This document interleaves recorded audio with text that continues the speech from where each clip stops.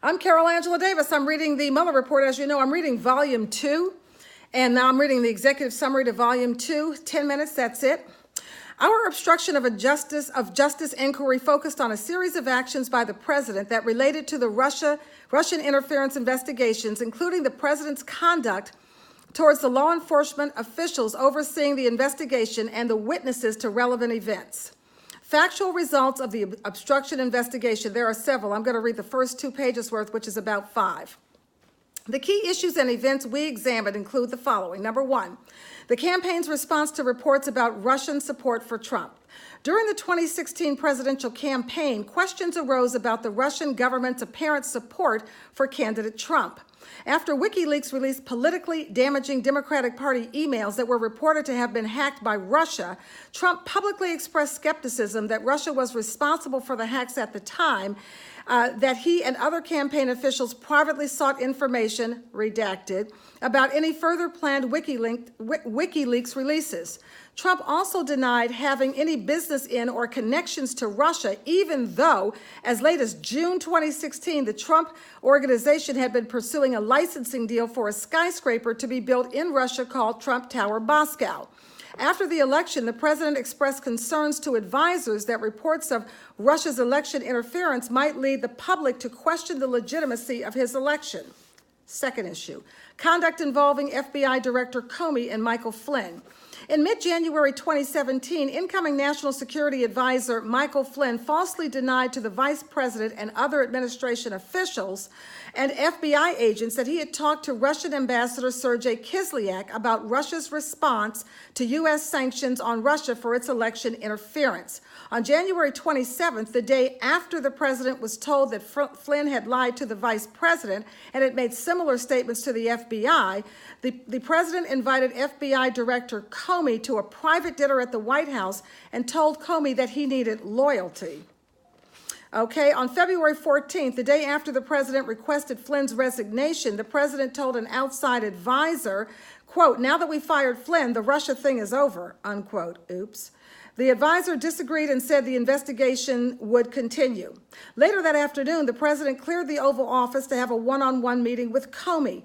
Referring to the FBI's investigation of Flynn, the president said, quote, "I hope you can see your way clear to letting this go, to letting Flynn go. He's a good guy. I hope you can let this go," unquote. Shortly after requesting Flynn's resignation and speaking privately to Comey, the president sought to have Deputy National Security Advisor K.T. McFarland draft an internal letter stating that the president had not directed Flynn to discuss sanctions with Kislyak. McFarland declined because she didn't know whether that was true, and a White House counsel's office attorney thought that the request would look like a quid pro quo for an ambassadorship that she had been offered, okay? Next issue, the president's reaction to the continuing Russia investigation. In February 2017, Attorney General Jeff Sessions began to assess whether he had to recuse himself from campaign-related investigations because of his role in the Trump campaign. In early March, the president told White House counsel Donald McGahn to stop Sessions from recusing. Okay, and after Sessions announced his recusal on March 2nd, the president expressed anger at the decision and told advisors that he should have an attorney general who would protect him. What about us, okay? That weekend, the president took Sessions aside at an event and urged him to unrecuse.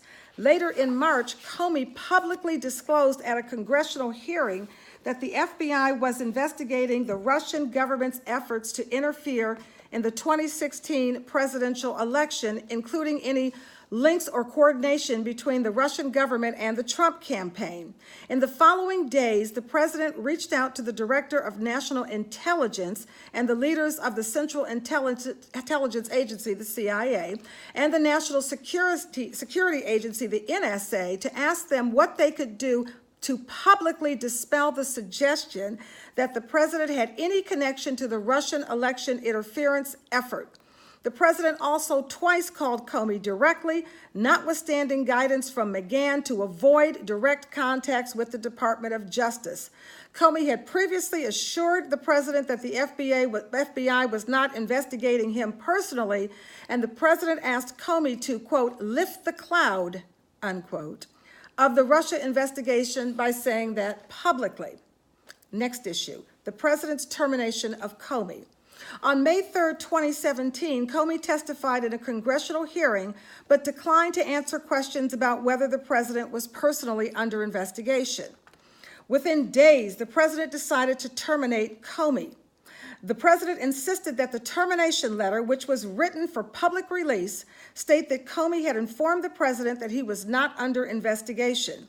The day of the firing, the White House maintained that Comey's termination resulted from independent recommendations from the Attorney General and the Deputy Attorney General that Comey should be discharged for mishandling the Hillary Clinton email investigation.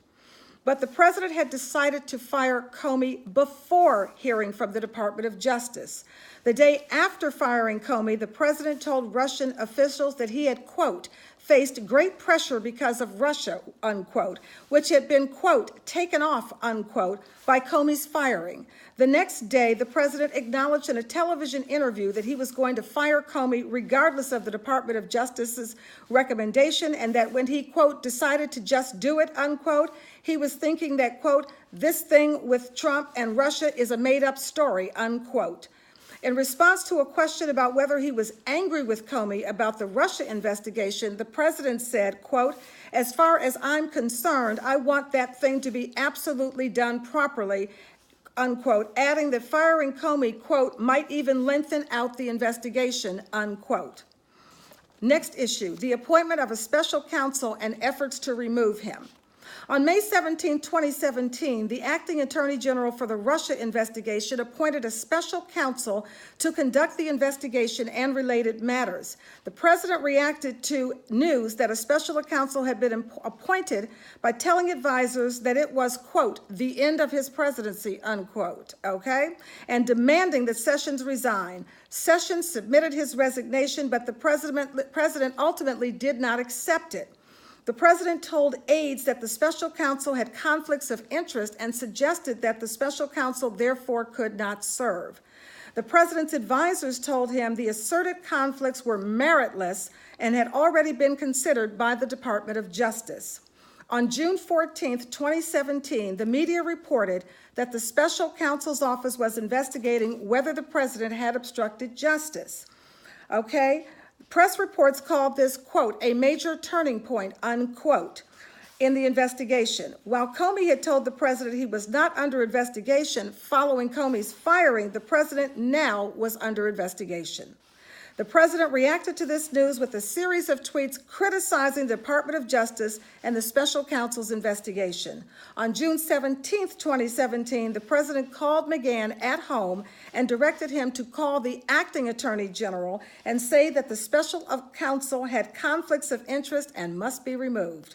McGahn did not carry out the direction, however, deciding that he would resign rather than trigger what he regarded as a potential Saturday night massacre. That's the next 2 pages. I'll be back every day with 10 minutes, no more than 10 minutes. So stay with me. We have to know what's going on in our country, and I thank you for watching. Have a good day. See you tomorrow. Oops, there we go.